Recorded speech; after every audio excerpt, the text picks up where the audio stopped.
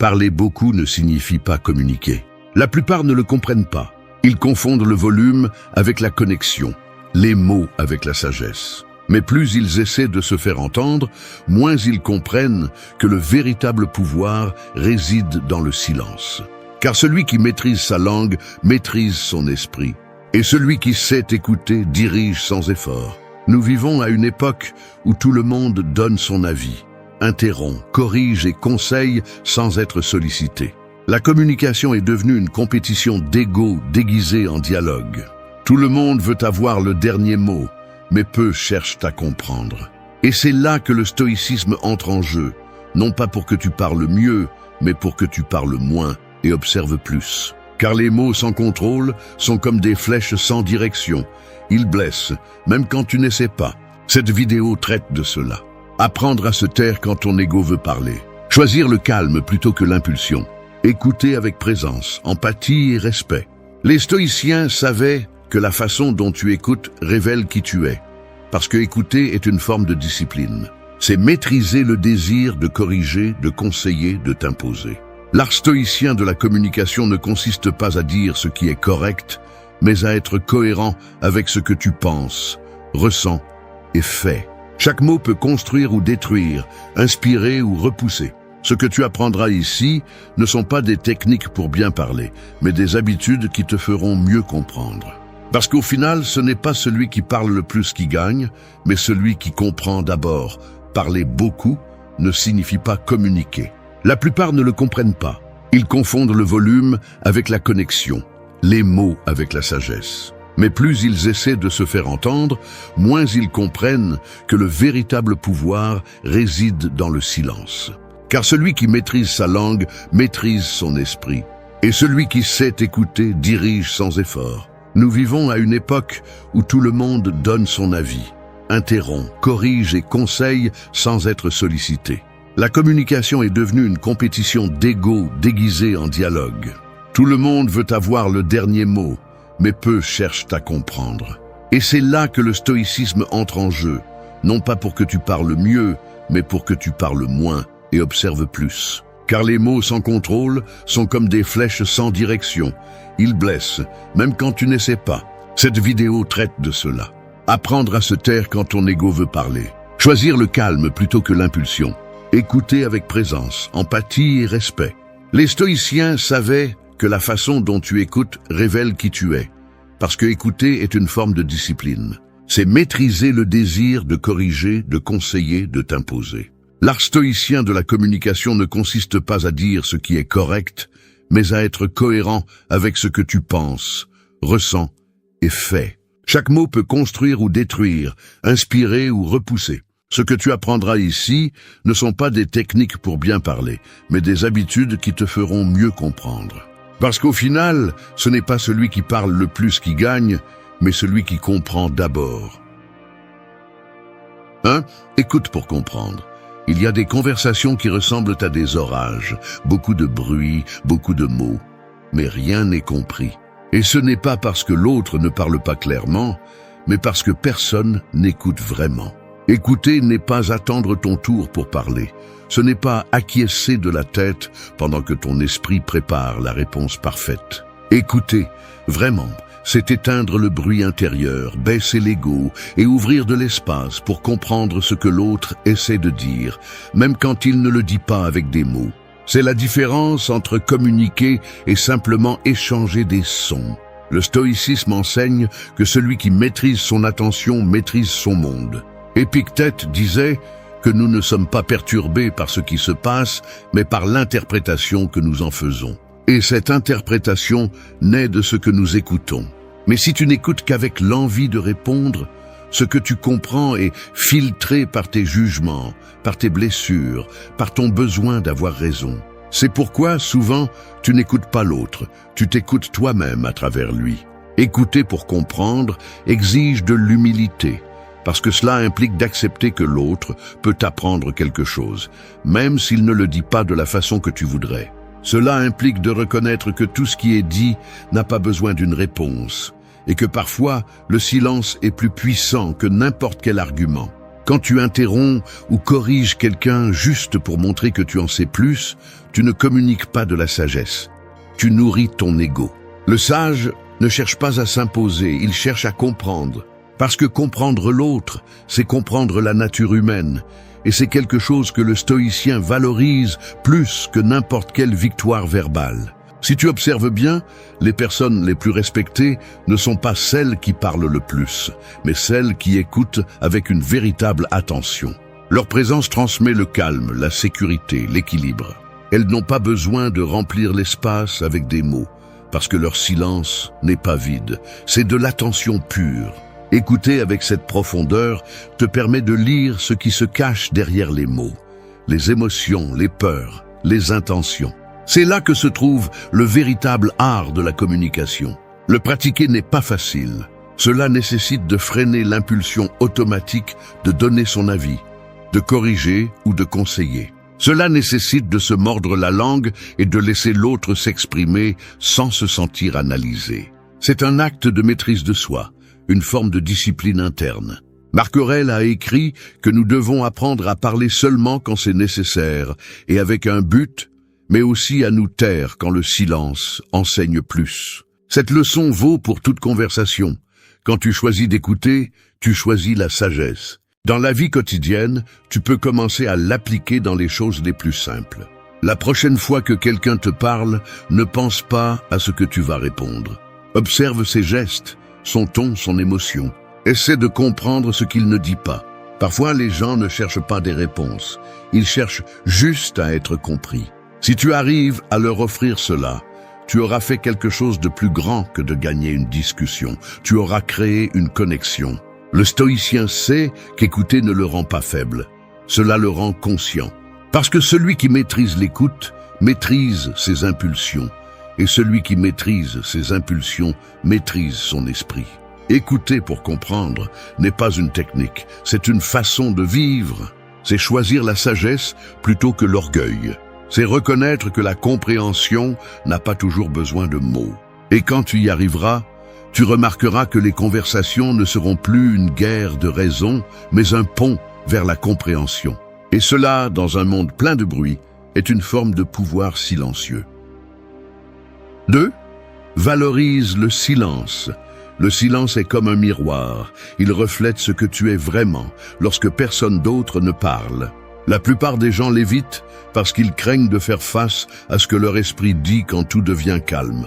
Mais le silence n'est pas absence, c'est présence. C'est l'espace où les mots trouvent leur véritable poids, où les émotions baissent la voix et la pensée s'ordonne. Dans une conversation, le silence peut être plus éloquent que n'importe quel discours. C'est l'endroit où l'on traite, où l'on comprend, où l'on se connecte. Le problème est que nous vivons à une époque où se taire est confondu avec la faiblesse. Tout le monde veut avoir le dernier mot, remplir chaque pause, montrer qu'ils savent, qu'ils ont une opinion, qu'ils existent. Mais le stoïcisme enseigne le contraire. Le véritable pouvoir réside dans la retenue, pas dans la décharge. Marc Aurèle disait que celui qui maîtrise sa langue démontre la maîtrise de son âme. Le silence alors n'est pas passivité, c'est contrôle. C'est décider consciemment de ne pas réagir, de ne pas expliquer, de ne pas entrer dans une guerre de mots qui ne mène à rien. Dans de nombreuses situations, parler ne fait qu'aggraver le problème. Quand quelqu'un te provoque, quand tu ressens l'impulsion de te défendre, quand l'ego exige d'être entendu, le silence est la meilleure stratégie. Non pas parce que tu n'as rien à dire, mais parce que tout ne mérite pas une réponse. L'esprit du sage mesure la valeur de chaque mot avant de le lâcher, et découvre souvent que le prix de la parole est plus élevé que celui du silence. Celui qui réagit perd le contrôle, celui qui se tait le conserve. Et dans cet équilibre silencieux, il y a du pouvoir. Valoriser le silence est aussi une forme de respect envers l'autre. Cela signifie lui donner de l'espace pour s'exprimer, permettre à ses idées de respirer sans être interrompues. C'est accepter que la conversation n'a pas toujours besoin d'avancer rapidement, que les pauses communiquent aussi. Quand tu écoutes sans anxiété, quand tu ne remplis pas les vides avec des mots inutiles, tu transmets le calme. Ce calme se ressent, se propage et transforme n'importe quel dialogue en quelque chose de plus profond. Dans la vie quotidienne, pratiquer le silence conscient peut complètement changer ton énergie. Il ne s'agit pas de devenir distant ou froid, mais d'apprendre à observer avant d'agir. Par exemple, quand quelqu'un te raconte quelque chose qui t'irrite, ne réponds pas tout de suite. Respire, laisse l'émotion se poser. Dans ce bref moment de silence, une réponse plus sage peut naître. Tu peux aussi l'appliquer dans tes relations. Tu n'as pas toujours besoin d'expliquer tes décisions, ni de justifier chaque choix. Celui qui vit avec un but ne cherche pas l'approbation, il cherche la cohérence. Le silence ne protège pas seulement, il enseigne aussi. Il t'apprend à te connaître, à écouter tes pensées sans fuir, à comprendre tes réactions avant de les projeter. Dans cet espace sans bruit, tu peux distinguer ce qui compte de ce qui ne compte pas. Tu découvres combien d'énergie tu gaspilles en parlant de ce qui ne change rien. Le stoïcien comprend que se taire n'est pas réprimer, c'est filtrer. Toute pensée ne mérite pas une voix, toute émotion ne mérite pas une scène. Valoriser le silence est une forme de respect envers soi-même. C'est décider que ta paix vaut plus qu'un argument. C'est reconnaître que la sérénité n'a pas besoin d'être démontrée. Celui qui maîtrise le silence a la capacité de voir clairement même au milieu du chaos. Dans un monde où tout le monde crie pour attirer l'attention, celui qui se tait devient magnétique. Parce que le silence, lorsqu'il provient de la force intérieure, n'est pas interprété comme une absence, mais comme une présence absolue. Et cette présence, silencieuse mais ferme, est ce qui distingue celui qui réagit de celui qui comprend, celui qui parle de celui qui communique vraiment. 3. Conseil seulement si on te le demande.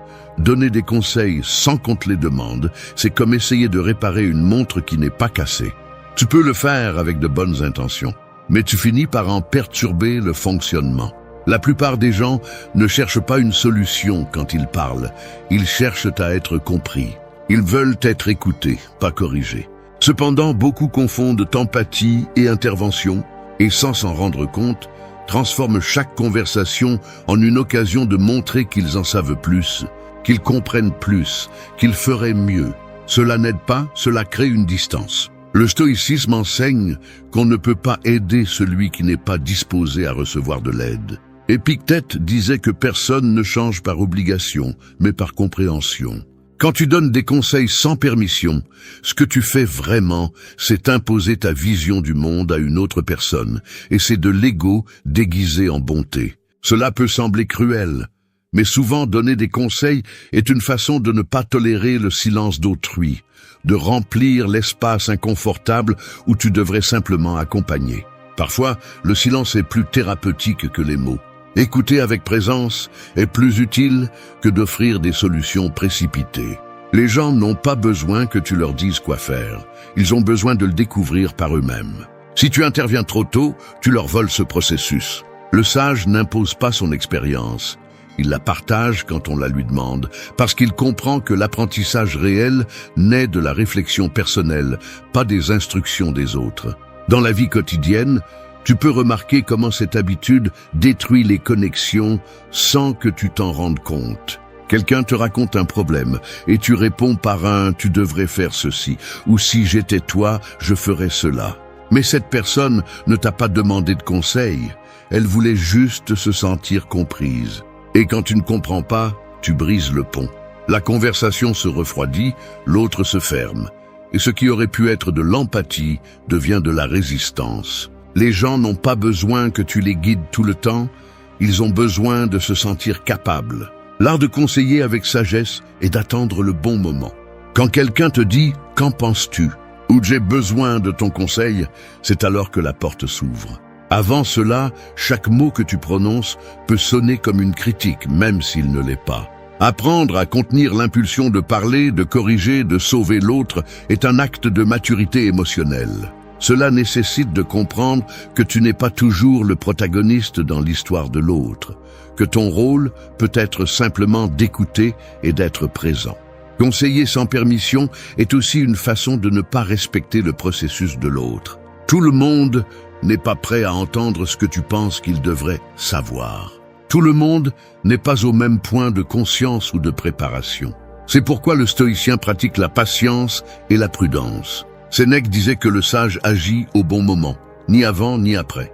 Appliqué à la communication, cela signifie savoir quand parler et quand se taire. Si tu apprends à attendre, tu remarqueras que les gens auront plus confiance en toi. Ils chercheront ton opinion, parce qu'ils sentiront que tu ne les juges pas, que tu les comprends sans avoir besoin d'imposer quoi que ce soit. Ta parole gagnera en poids, parce que tu parles depuis le calme, pas depuis le besoin d'avoir raison. Le vrai conseil ne naît pas de l'impulsion, il naît de l'observation et du respect. Conseil seulement si on te le demande, parce que celui qui demande est prêt à écouter. Sinon tes mots seront des graines jetées au vent. Ils ne germeront pas, ils se perdront simplement. La sagesse ne se démontre pas en parlant plus, mais en sachant quand se taire, quand attendre et quand offrir ta voix avec intention. Le stoïcien le comprend. Il ne cherche pas à être écouté tout le temps. 4. Choisis la gentillesse. Chaque mot que tu prononces est comme une pierre que tu lances dans l'eau.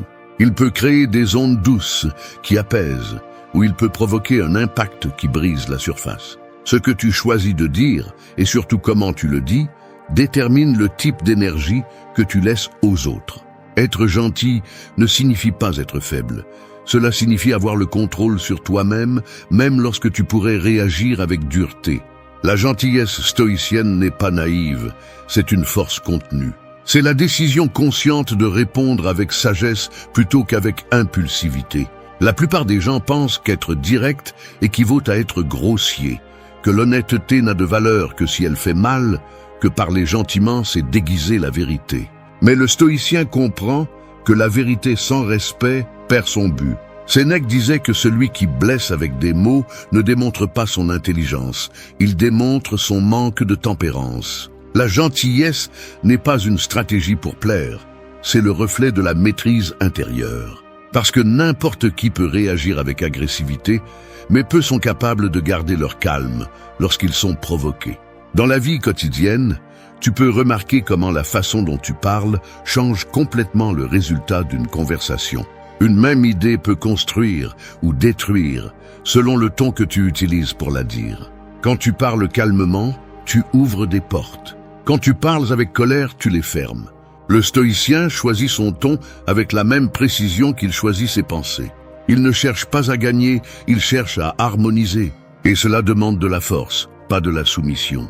La gentillesse implique aussi de l'empathie. C'est comprendre que chaque personne porte des batailles que tu ne vois pas, qu'il y a une histoire, de la fatigue ou de la douleur derrière une réaction.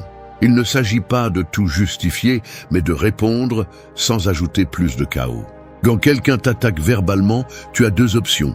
Refléter son énergie ou la transformer. Choisir la seconde est un signe d'évolution. Tu n'as pas besoin de te rabaisser pour prouver que tu as raison. Dans les conversations les plus difficiles, la gentillesse devient un outil de clarté. Au lieu de répondre avec sarcasme ou ironie, tu peux faire une pause. Au lieu d'élever la voix, tu peux poser une question. Ce choix conscient change le cours des interactions. Celui qui agit avec gentillesse maîtrise le terrain émotionnel, car il ne dépend pas du comportement de l'autre pour décider de sa réaction. Le calme est son pouvoir silencieux. Il ne s'agit pas d'être complaisant ou d'éviter le conflit. Le stoïcisme ne promeut pas la passivité, il promeut l'équilibre. Tu peux corriger avec respect, tu peux confronter sans humilier, tu peux être ferme sans perdre ton sang-froid. C'est la différence entre la force brute et la force intérieure. La première réagit, la seconde choisit. Être gentil ne signifie pas se laisser marcher dessus. Cela signifie choisir de ne pas salir ton énergie à la même fréquence que l'autre. Dans un monde où la communication est pleine de critiques, de sarcasme et d'ego blessé, la gentillesse devient un acte de rébellion.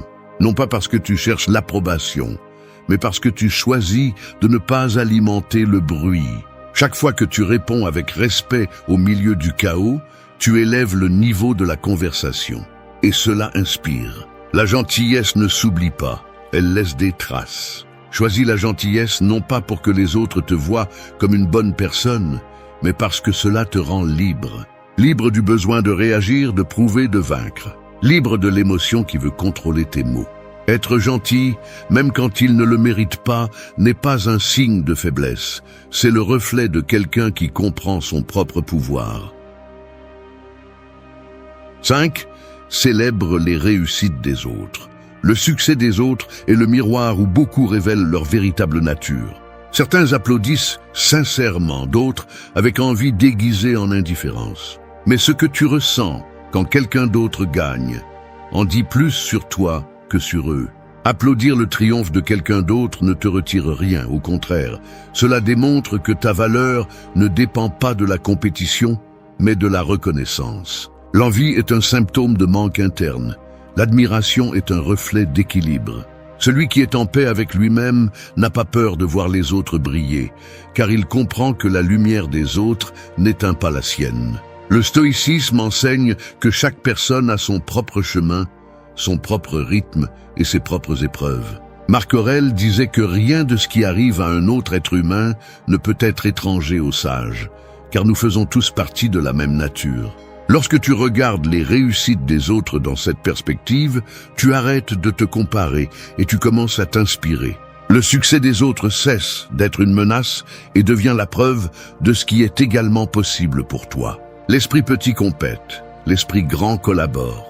Dans la vie quotidienne, les comparaisons sont inévitables, mais c'est à toi de décider si tu les utilises pour grandir ou pour t'amertir. Voir que quelqu'un progresse plus vite, gagne plus ou atteint plus tôt ce que tu désires peut générer de la frustration si ton estime de soi dépend du résultat. Cependant, le stoïcien ne mesure pas sa valeur par la position de l'autre, mais par la cohérence avec son propre chemin. Chaque personne affronte des batailles différentes, et ce que tu vois comme une réussite facile peut t'avoir coûté des années de sacrifice. Célébrer cela te rend plus sage, pas plus faible. Quand tu félicites de tout cœur, sans sarcasme ni réserve, tu pratiques une forme de liberté intérieure. Cela signifie que ton esprit n'est pas piégé dans la comparaison, mais concentré sur la gratitude. Cette attitude se ressent. Les gens perçoivent quand ta joie est authentique, et cela génère du respect, de la confiance et de la réciprocité. Mais quand ton éloge est forcé, quand tu le dis par obligation, cela se voit aussi. Le langage non verbal révèle toujours ce que l'ego essaie de cacher. Célébrer les réussites des autres est aussi une façon d'entraîner le détachement. Cela t'apprend à apprécier le progrès sans avoir besoin d'être le protagoniste. C'est comprendre que le succès n'est pas une ressource limitée, que la croissance de l'autre ne signifie pas ton échec. Quand tu vois le monde comme une compétition constante, tu vis dans la tension. Quand tu le vois comme un espace d'inspiration partagée, tu trouves la tranquillité. Le stoïcien comprend que la comparaison est une forme de distraction. Pendant que tu regardes l'autre, tu oublies d'avancer sur ton propre chemin. Pratique-le dans des choses simples.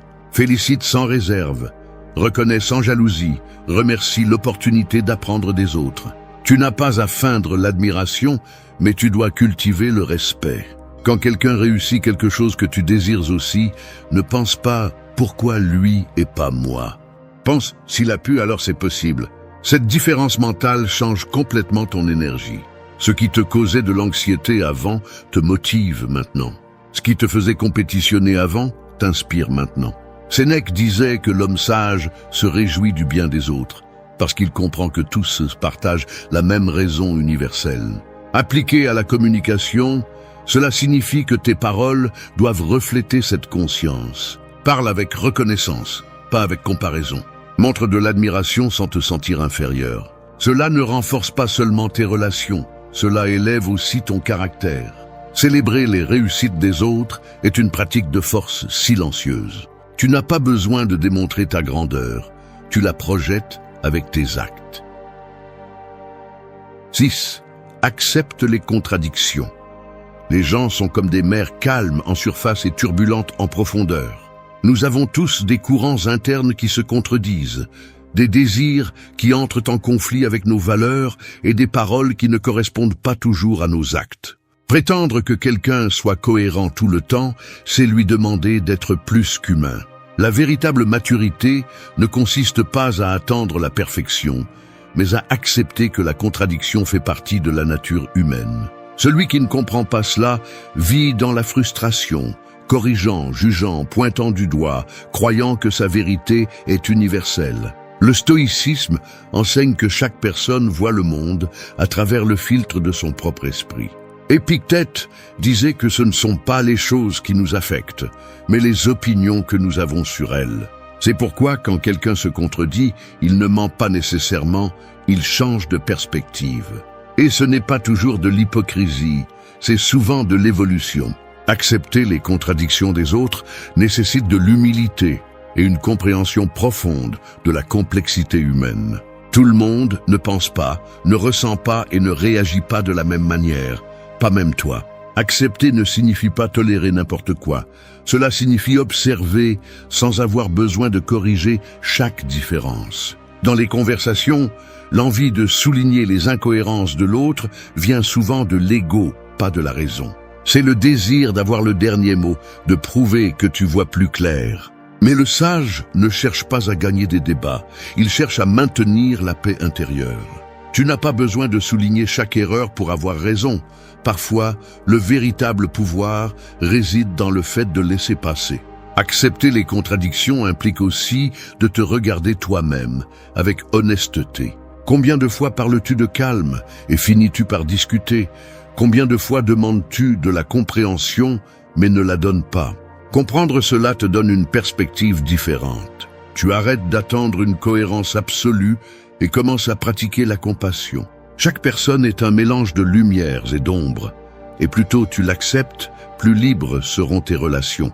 Tu ne peux pas construire des connexions authentiques si tu n'acceptes que ce qui correspond à tes attentes. Dans la vie quotidienne, ce principe peut tout changer. Quand quelqu'un te contredit, ne le prends pas comme une menace. Écoute, analyse, essaie de comprendre la raison du changement.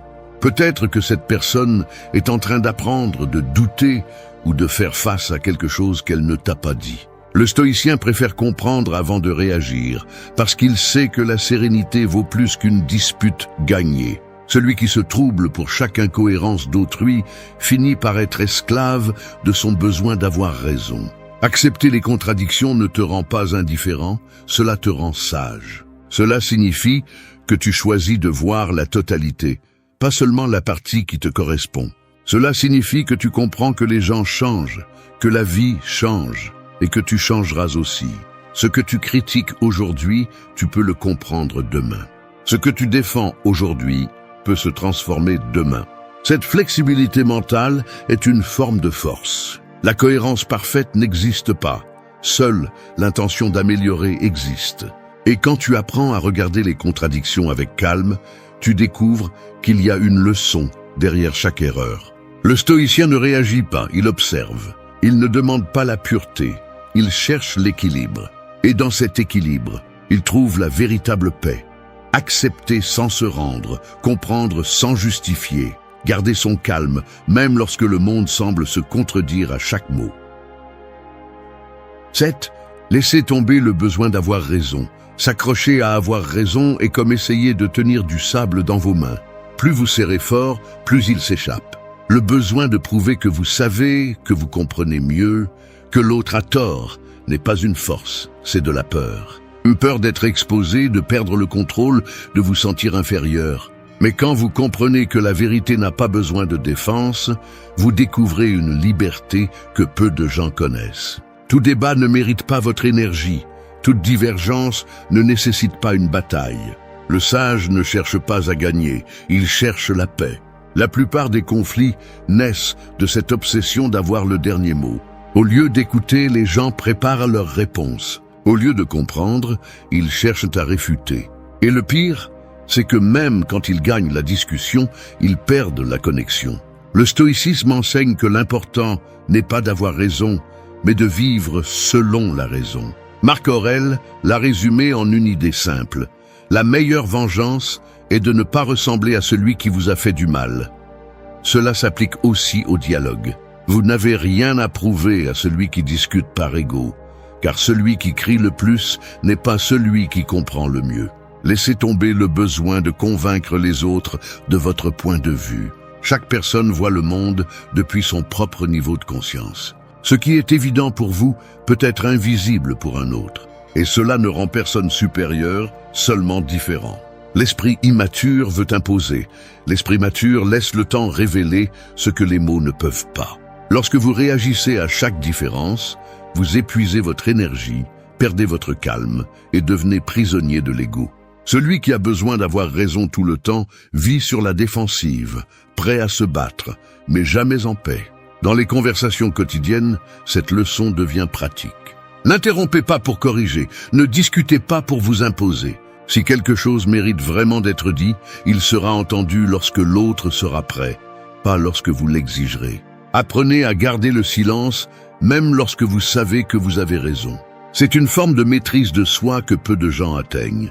Non pas parce que vous vous taisez par faiblesse, mais parce que vous comprenez que la vérité n'a pas besoin de crier pour être vraie. Le stoïcien choisit son énergie avec intelligence. Il ne gaspille pas son énergie à convaincre celui qui ne veut pas comprendre.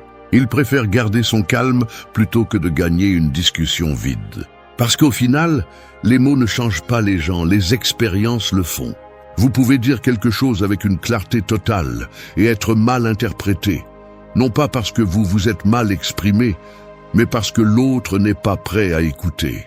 Savoir cela vous donne un énorme avantage, celui de ne rien prendre personnellement.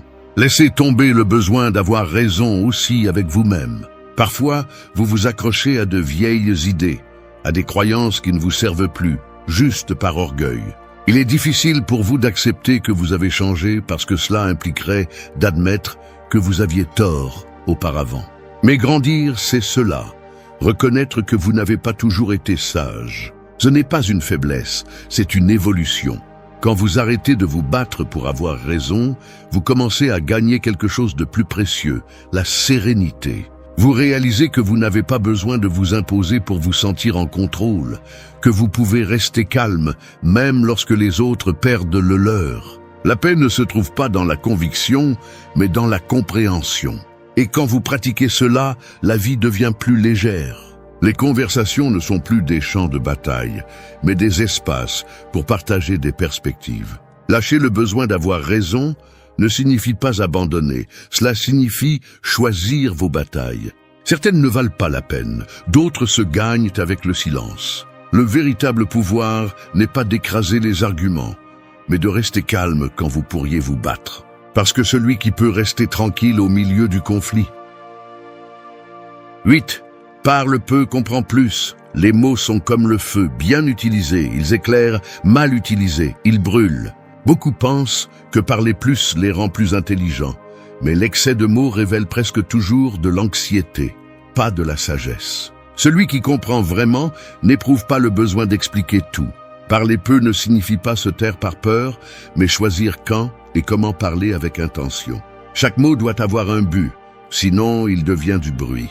Le stoïcisme enseigne que la maîtrise du langage commence par la maîtrise de l'esprit. Épictète disait qu'avant de parler, nous devons nous demander si ce que nous allons dire est vrai, nécessaire et aimable. Si cela ne remplit pas ces trois conditions, il vaut mieux le garder. Dans une société où tout le monde veut donner son avis, la voix du sage se distingue précisément parce qu'elle ne cherche pas à attirer l'attention. Il ne comble pas les silences pour se sentir présent, il les respecte, parce qu'il comprend que le silence n'est pas vide, c'est clarté. Parler peu est aussi une façon d'écouter plus. Quand tu laisses de l'espace à l'autre, tu commences à remarquer des détails qui passaient auparavant inaperçus. Les gestes, le ton, les pauses. C'est là que se trouve la véritable compréhension. Beaucoup écoutent pas seulement pour répondre, pas pour comprendre. Mais celui qui écoute attentivement développe une perception plus profonde du monde et des personnes. Cette capacité est un avantage en tout, dans tes relations, dans ton travail, dans tes décisions.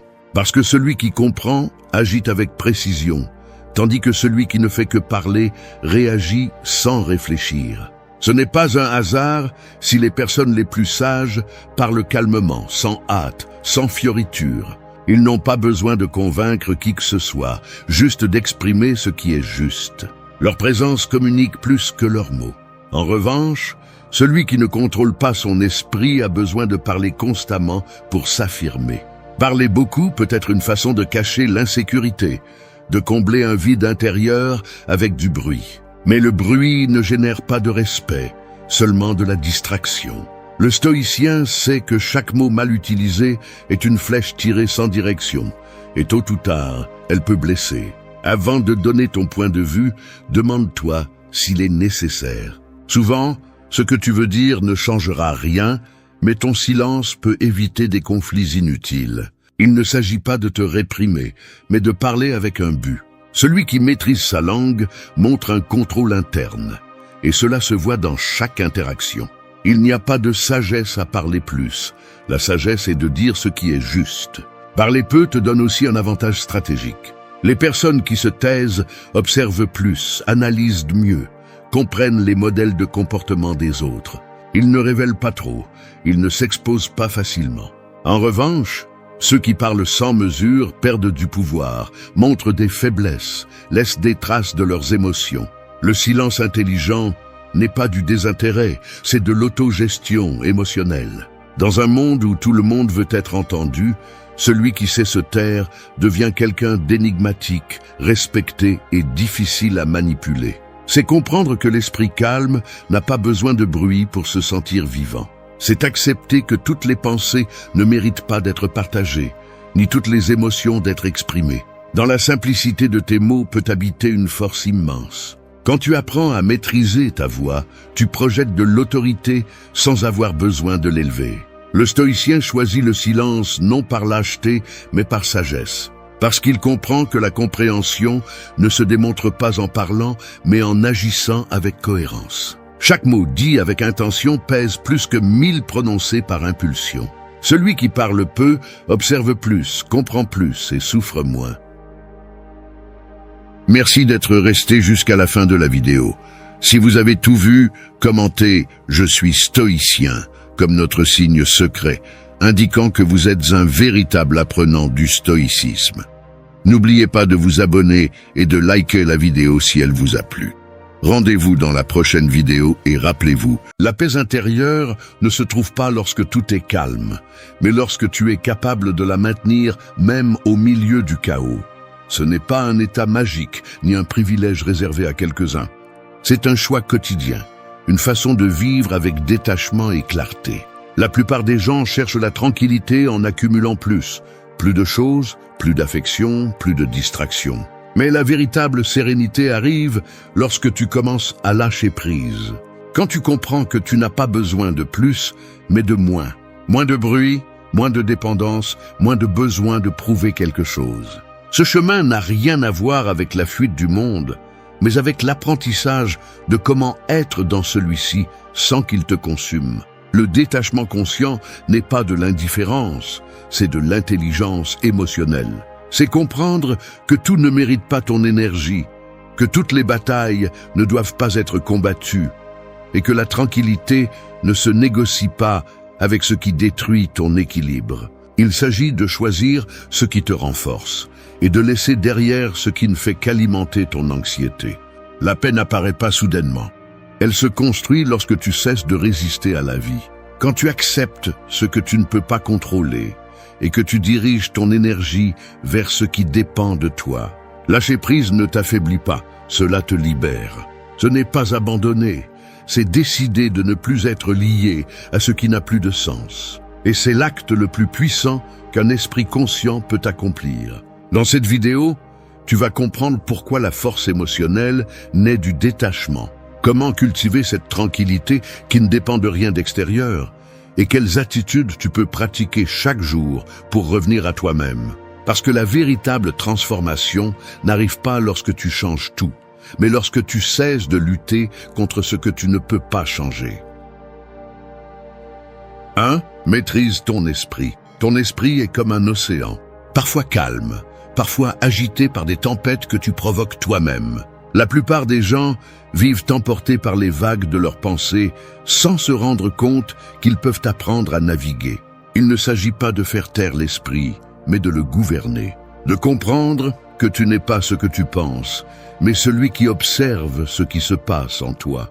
Quand tu y parviens, tu cesses d'être la victime des vagues émotionnelles et tu deviens le capitaine qui dirige son propre cap. Maîtriser l'esprit n'est pas un acte de force, c'est un acte de conscience. C'est de s'arrêter une seconde avant de réagir. C'est de se demander si ce que tu penses est vraiment vrai ou simplement une distorsion alimentée par la peur ou l'ego. L'esprit peut être ton meilleur allié ou ton pire ennemi. Il peut te construire ou te détruire en silence. C'est pourquoi le premier pas vers la paix intérieure commence là, à apprendre à observer sans t'identifier à chaque pensée qui traverse ta tête. Beaucoup pensent que le contrôle mental consiste à penser positivement tout le temps, mais c'est juste une autre forme d'esclavage. Le véritable maîtrise surgit lorsque tu peux accepter le bon comme le mauvais sans perdre l'équilibre. Lorsque l'esprit devient un espace d'ordre au milieu du bruit. Lorsque tu peux regarder une émotion sans te laisser emporter. La sérénité est le résultat de cette pratique constante, de cette vigilance interne qui t'apprend à ne pas réagir à chaque impulsion, ni à croire en chaque pensée qui naît de la peur. Pense à combien de fois l'esprit t'a fait imaginer des problèmes qui n'ont jamais existé. Discuter des situations qui n'étaient que dans ta tête, ou revivre des blessures qui auraient déjà dû être cicatrisées. Maîtriser l'esprit signifie cesser d'être prisonnier de ce dialogue interne sans fin qui ne te laisse pas respirer.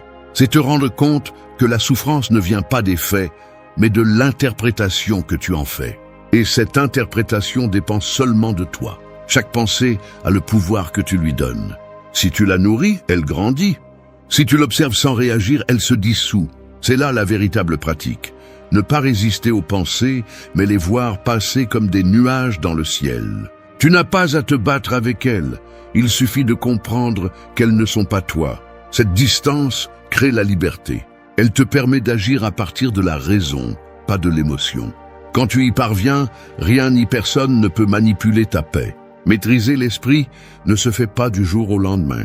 Cela demande de la discipline, de la présence et du courage. Du courage pour affronter ce qui est en toi sans fuir. Parce qu'il est plus facile de blâmer le monde que de regarder tes propres schémas. Mais un esprit indiscipliné est comme un cheval emballé. Il t'emmène là où tu ne veux pas aller. En revanche, lorsque tu le formes, il devient ta plus grande force. Il te donne la clarté pour décider, le calme pour résister et le pouvoir pour avancer sans dépendre de ce qui se passe à l'extérieur. L'esprit formé n'a pas besoin d'approbation ni de contrôle, seulement de direction. Lorsque tu te concentres sur ce que tu peux gérer, le reste perd beaucoup de son poids. C'est là que commence la véritable liberté. Maîtriser ton esprit ne signifie pas éliminer tes émotions, mais apprendre à vivre avec elles sans perdre ton centre. Cela signifie répondre avec sagesse, pas avec des impulsions. C'est marcher avec la certitude que le monde peut changer, mais tu décides comment l'interpréter. Et quand tu arrives à ce point, quand ton esprit cesse d'être un ennemi et devient un allié, tu découvres une paix qui ne dépend pas du silence externe, mais de l'harmonie interne. C'est la force qui ne se brise pas, celle qui n'a pas besoin d'applaudissements ni de validation. 2. Arrête de chercher l'approbation. Tu vis dans une société où tout le monde semble avoir une opinion sur qui tu devrais être. Ils t'observent, te jugent, te mesurent et te comparent comme si la vie était une scène et chaque pas devait être applaudi. Mais la vérité est que tant que tu attends une reconnaissance externe, tu ne connaîtras jamais la liberté interne. Celui qui vit en fonction de l'approbation des autres devient esclave des applaudissements et prisonnier du jugement. Tu n'es pas libre quand tu plais, tu es libre quand tu n'as plus besoin de le faire. Chercher l'approbation est un piège silencieux qui t'éloigne de toi-même. Il te fait agir pour t'intégrer, parler pour ne pas déranger et te taire pour ne pas décevoir. Mais chaque fois que tu le fais, tu perds en authenticité. Et le pire, c'est que ce besoin n'est jamais rassasié. Tu peux recevoir 1000 compliments et te sentir toujours insuffisant, car ce que tu essaies de combler avec la validation des autres est un vide qui ne peut être comblé que par le respect de soi. Quand tu apprends à te respecter, l'opinion externe perd son pouvoir sur toi. Il n'y a rien de plus épuisant que d'essayer de plaire à tout le monde. C'est impossible. Il y aura toujours quelqu'un pour critiquer, mal interpréter ou te juger à partir de ses propres insécurités. Apprendre à lâcher le besoin d'approbation ne te rend pas arrogant, cela te rend conscient. Cela signifie comprendre que ta valeur ne dépend ni des applaudissements ni des rejets. C'est savoir que le bruit extérieur ne définit pas ton essence. Quand cela est compris, quelque chose change profondément. Tu arrêtes de vivre pour être vu et tu commences à vivre pour te sentir en paix avec toi-même. La plupart craignent le rejet parce qu'ils le confondent avec l'échec, mais le véritable échec est de te trahir pour être accepté. Quand tu façonnes ta personnalité pour t'intégrer dans des environnements ou des relations qui ne résonnent pas avec toi, tu renonces à ta vérité. Et aucun applaudissement ne vaut autant que la tranquillité d'être qui tu es sans masque. Le respect qui te renforce le plus n'est pas celui qui vient des autres, mais celui qui naît lorsque tu tiens les promesses que tu te fais à toi-même. Le problème est que le désir d'approbation se déguise souvent en bonté ou en empathie. Tu fais des choses pour les autres et tu te convaincs que c'est de la générosité, mais au fond, bien souvent, c'est juste de la peur. Tout le monde ne verra pas tes motivations et ce n'est pas nécessaire. L'important est que tu saches pourquoi tu fais ce que tu fais. La force émotionnelle se construit lorsque le regard des autres ne t'affecte plus. Quand tu peux recevoir une critique sans t'effondrer et un éloge sans te perdre. Quand tu comprends que ni les louanges ne t'élèvent, ni les critiques ne te coulent. C'est toi qui décides de la valeur que ces voix ont dans ta vie. Et pour cela, tu as besoin de présence, de maturité et de beaucoup d'honnêteté avec toi-même. Parce que celui qui vit pour plaire perd son identité, mais celui qui ose être authentique, même s'il dérange, vit en plénitude. Arrêter de chercher l'approbation ne signifie pas devenir insensible. Cela signifie poser des limites. Tous les jugements ne méritent pas de réponse. Toutes les opinions ne méritent pas d'attention. Le silence est aussi une forme de respect pour ton énergie. Apprendre à se taire face à la critique et à suivre ton chemin avec calme est un signe de pouvoir intérieur. Tu n'as pas besoin de t'expliquer à ceux qui ne veulent pas te comprendre, ni de justifier tes décisions à ceux qui ne les vivent pas.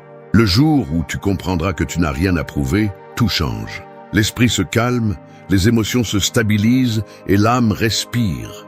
Parce qu'au fond, tout ce dont tu as toujours eu besoin, c'était de ta propre approbation. Celle qui ne dépend ni des modes, ni des validations, ni des regards des autres. 3. Éloigne-toi de ce qui vole ta paix. Il y a des endroits où l'air est lourd, des conversations qui te laissent vide et des personnes qui, même si elles sourient, éteignent quelque chose en toi.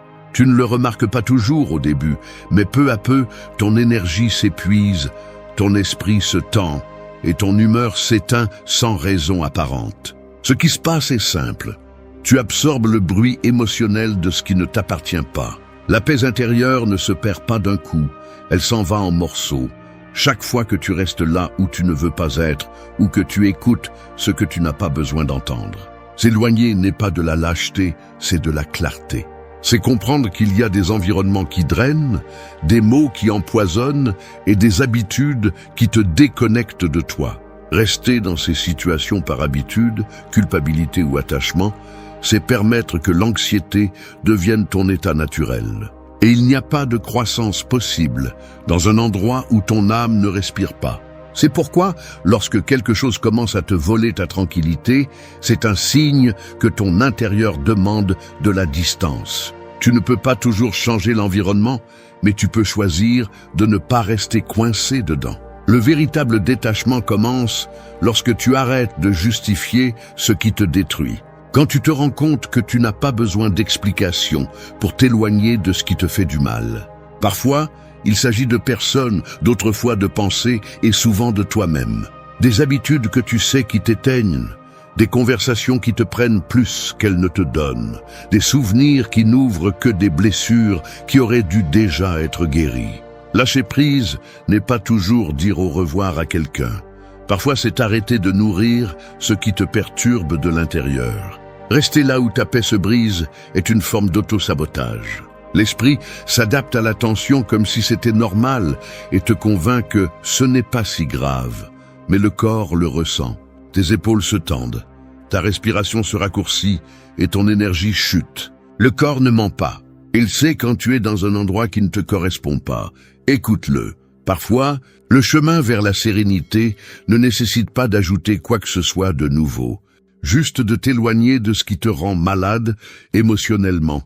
Apprendre à t'éloigner calmement est une compétence que peu de gens pratiquent. Il ne s'agit pas de couper les liens avec colère, mais de te retirer en silence en sachant que tu as déjà fait ta part. Tu n'as pas à faire de scandale ni à donner d'explications. Il suffit de reconnaître quand quelque chose a cessé de contribuer à ta croissance. La paix intérieure se protège avec des limites, et ces limites sont des signes de maturité. Tu n'as pas besoin de détruire quoi que ce soit pour partir, il suffit d'arrêter de participer à ce qui ne te fait pas de bien. Le détachement conscient est précisément cela, savoir lâcher sans ressentiment, non pas pour démontrer ta force, mais pour la conserver. Parce que chaque fois que tu t'éloignes de ce qui te perturbe, tu te rapproches de ton centre. Ce qui est difficile n'est pas de partir, c'est de ne pas revenir par habitude. C'est pourquoi la clé est de comprendre que la paix ne se négocie pas, elle se défend. Si quelque chose te force à sacrifier ta tranquillité, ce n'est pas de l'amour, ce n'est pas de l'amitié, ni du succès, c'est un fardeau déguisé. Le silence qui suit l'éloignement fait souvent mal, mais il guérit aussi. C'est le genre de silence qui nettoie. Celui qui te rend la clarté que tu avais perdue dans le bruit de l'inutile. Laisser derrière toi ce qui vole ta paix ne te rend pas froid, ça te rend conscient. Il t'apprend que la véritable force n'est pas de tout résister, mais de reconnaître ce qui ne vaut pas la peine de résister. T'éloigner ne te fait pas toujours perdre. Parfois, c'est la seule façon de retrouver ton équilibre. La tranquillité n'est pas un cadeau, c'est une conséquence des décisions que tu prends au quotidien. Et la plus importante de toutes est de te choisir. Parce que lorsque tu te choisis enfin, le monde cesse d'avoir du pouvoir sur toi et tu reprends le contrôle sur ce qui est le plus précieux, ta paix intérieure. 4. Accepte ce que tu ne contrôles pas. Il y a des tempêtes que tu ne peux pas arrêter, seulement traverser. Tu peux crier au ciel, essayer de te couvrir avec tes mains ou courir chercher un abri, mais la pluie tombera quand même. C'est la vie. Tu peux résister autant que tu veux, mais la réalité ne s'arrête pas pour s'adapter à tes attentes. Et tant que tu continues à lutter contre l'inévitable, tu continues à épuiser ton esprit et ton âme dans des batailles qui sont déjà perdues avant de commencer. La véritable force n'est pas de contrôler le monde, mais de rester calme lorsque le monde ne peut pas être contrôlé. Accepter n'est pas abandonner, c'est comprendre où ton pouvoir se termine et où commence celui de l'univers. Il y a des gens qui vivent enfermés dans une obsession constante de contrôler les résultats, les émotions et même le comportement des autres, croyant que c'est le seul moyen de trouver la paix. Mais plus ils essaient de dominer l'extérieur, plus ils perdent l'équilibre intérieur. Le contrôle absolu est une illusion qui ne génère que de la frustration. La souffrance humaine ne provient pas de ce qui se passe, mais de la résistance à ce qui se passe. Tu ne peux pas changer le passé, tu ne peux pas prédire l'avenir et tu ne peux pas forcer les autres à agir comme tu l'espères. Mais tu peux décider comment réagir. C'est le terrain où tu as vraiment du pouvoir. Le reste n'est qu'une perte d'énergie déguisée en inquiétude. Accepter la vie telle qu'elle est ne signifie pas te résigner. Cela signifie te libérer du poids de vouloir que tout soit différent. Pense à combien d'énergie tu as perdu en essayant de faire comprendre à quelqu'un, de faire quelque chose de parfait ou de faire suivre à la vie un plan précis. Tout cet effort ne t'a pas donné le contrôle, il t'a donné de l'anxiété. Accepter est l'acte le plus libérateur qui existe, car il cesse de nourrir l'illusion de la domination totale. Il te permet de te concentrer sur ce que tu peux vraiment faire, ton attitude, ta réaction, ta perspective. Et quand tu y arrives, l'esprit cesse d'être un champ de bataille et devient un espace de clarté. Les stoïciens le comprenaient avec une sagesse brutale. Il y a des choses qui dépendent de toi et des choses qui ne dépendent pas de toi. Dans cette simple distinction réside toute la paix intérieure. Le problème est que nous avons été éduqués pour confondre le contrôle avec la responsabilité. On nous a fait croire que lâcher prise est un échec, alors qu'en réalité, lâcher prise est faire confiance. Faire confiance au temps, à l'expérience ou à la vie elle-même saura arranger ce que tu ne peux pas gérer. Cette confiance ne vient pas de la passivité, mais de la compréhension profonde de tes limites. Accepter ce que tu ne contrôles pas ne te rend pas faible, cela te rend sage. Cela signifie que tu n'as plus besoin de lutter contre le flux naturel des choses. Cela signifie que tu comprends que la vie ne répond pas toujours à tes plans, et que c'est bien. Que le rejet, l'erreur ou la perte ne sont pas des ennemis mais des leçons. Lorsque tu cesses de résister à l'inévitable, la souffrance se transforme en apprentissage. Tu ne peux pas décider si le soleil se lève ou s'il pleut, mais tu peux décider si tu te fâches ou si tu grandis avec ce qui arrive. La sérénité commence lorsque tu cesses d'exiger que le monde se comporte comme tu le souhaites. Lorsque tu comprends que le chaos n'est pas une menace, mais une partie de l'ordre que tu ne peux pas voir. Au fond, accepter ce que tu ne contrôles pas, c'est te rendre à la réalité avec dignité. C'est regarder ce qui fait mal sans drame et dire « cela aussi passera », parce que tout passe, même ce qui semble éternel. Et lorsque tu apprends à faire confiance à cela, tu découvres que le pouvoir n'est pas de forcer la vie, mais de couler avec elle. Accepter ce que tu ne contrôles pas est le début du détachement conscient. Cela te libère du poids des attentes et te rend l'énergie que tu dépensais en résistant au présent. C'est comprendre que la paix ne se trouve pas en dominant le chaos. 5. Agisse sans peur. La peur est comme une ombre qui te suit partout. Peu importe combien tu cours ou combien tu prétends qu'elle n'est pas là, elle reste toujours à tes côtés. Et plus tu essaies de l'ignorer, plus elle devient forte. Mais quand tu te retournes et la regardes en face, tu découvres qu'elle n'a jamais été aussi grande que tu l'imaginais. Agir sans peur ne signifie pas ne pas la ressentir. Cela signifie avancer malgré elle. La différence entre ceux qui parviennent à maîtriser leur vie et ceux qui restent coincés est que certains utilisent la peur comme un signal et d'autres comme une excuse. Chaque fois que tu t'arrêtes par peur, tu perds une occasion de te connaître. La peur ne se dissout pas avec des pensées positives, elle s'affaiblit avec l'action. Ce n'est pas l'ennemi, c'est une boussole qui pointe exactement vers ce qui te fait le plus peur et par conséquent vers ce que tu as le plus besoin d'affronter. L'esprit craint l'inconnu, mais la croissance est juste là. Si tu attends de ne plus avoir peur pour agir, tu passeras ta vie à attendre. La seule façon de la maîtriser est de la traverser. Le monde ne s'arrête pas pour que tu te sentes prêt. Aucune situation n'arrive avec des garanties et personne n'est complètement préparé avant de faire un pas important. Ce qui sépare celui qui avance de celui qui reste est la décision de bouger, même avec les mains qui tremblent. La peur perd de sa puissance quand tu agis, car elle cesse d'être une menace imaginaire et devient une expérience réelle que tu peux gérer. Ce qui te fait peur aujourd'hui, si tu y fais face, deviendra demain une partie de ta force. Le problème est que beaucoup confondent prudence avec paralysie. Ils analysent tellement qu'ils finissent par justifier l'inaction. Ils appellent cela « attendre le bon moment », alors qu'en réalité ils craignent seulement le risque. Mais la vie ne récompense pas le confort, elle récompense le courage. Celui qui attend le scénario parfait ne monte jamais sur scène. Et celui qui ose, même s'il trébuche, apprend plus que celui qui reste à imaginer ce qui aurait pu être. Le courage n'est pas l'absence de peur, c'est l'engagement envers le progrès. Agir sans peur ne signifie pas être impulsif, cela signifie avoir confiance. Avoir confiance en toi, en ton jugement et en ta capacité à t'adapter. Il n'y a pas de contrôle absolu sur les résultats, mais tu as toujours le contrôle sur ton effort et ton attitude. La peur se nourrit de l'incertitude, et l'incertitude se réduit lorsque tu passes à l'action. Parce que chaque pas, aussi petit soit-il, éclaire le chemin. Le mouvement dissout la peur et renforce l'esprit.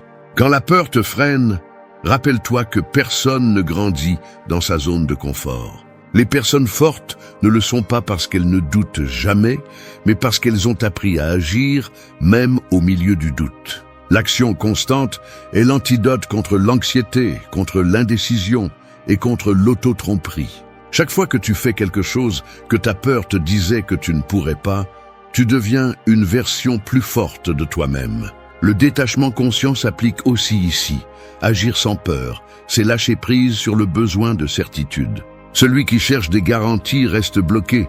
Celui qui prend des risques apprend à faire confiance à son propre processus. Si tu échoues, tu grandis. Si tu réussis, tu avances. Dans les deux cas, tu gagnes. La seule chose que tu perds vraiment lorsque tu agis, c'est l'illusion que tu ne pouvais pas le faire. Le courage ne se démontre pas avec des cris ou des défis grandioses. Il se démontre dans le silence des décisions difficiles. Dire oui quand tout le monde doute, rester ferme quand les autres abandonnent. Agir sans peur, c'est te choisir, même quand la voix intérieure te demande de te cacher.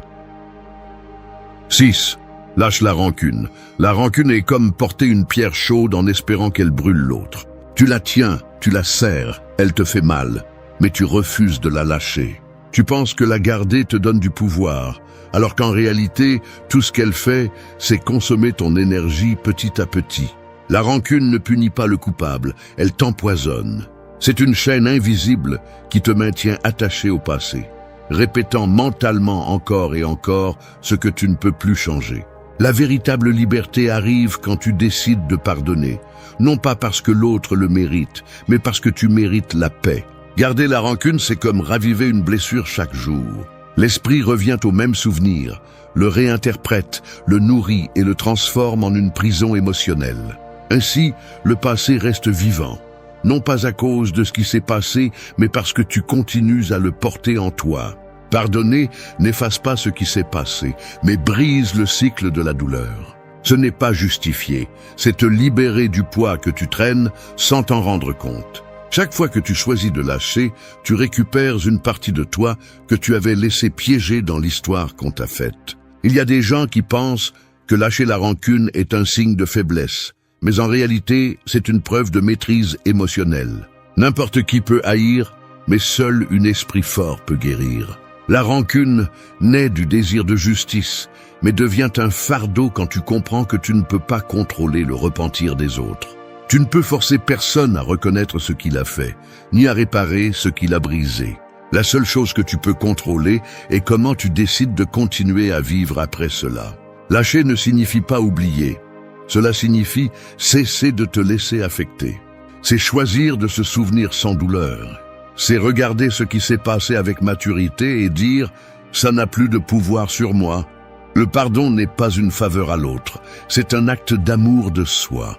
C'est te regarder dans le miroir et décider que tu ne vas plus te punir pour ce que quelqu'un d'autre a fait.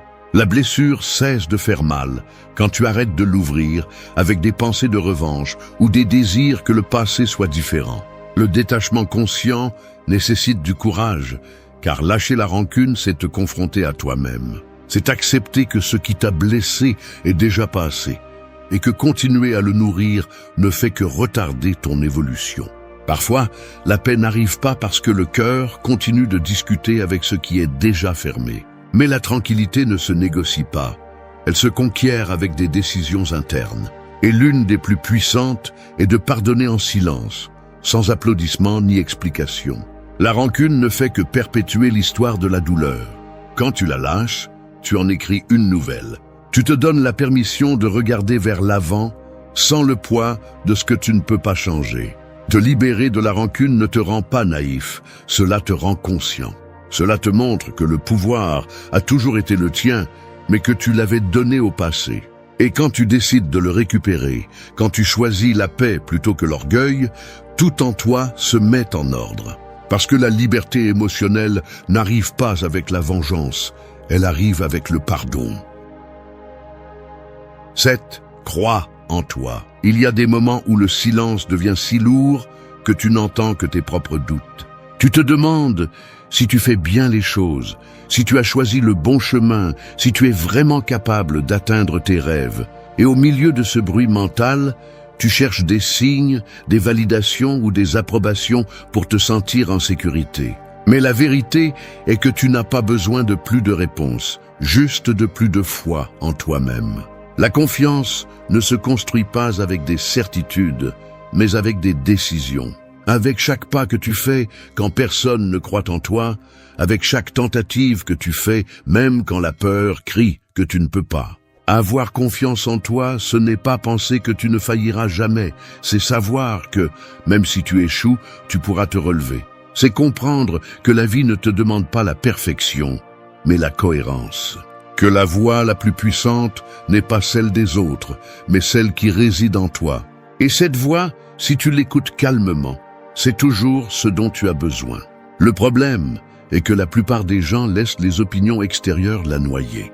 Il n'y a pas de force émotionnelle sans confiance en soi. Un esprit qui ne croit pas en lui-même se sabote avant de commencer. Il se convainc qu'il ne mérite pas, qu'il n'est pas prêt, qu'il ne peut pas. Et quand tu penses ainsi, le monde le reflète. Parce que la vie répond à l'énergie que tu projettes. Si tu doutes de toi, tout devient plus difficile. Mais quand tu as confiance, même l'incertain devient un terrain fertile. La sécurité intérieure ne se voit pas dans les mots.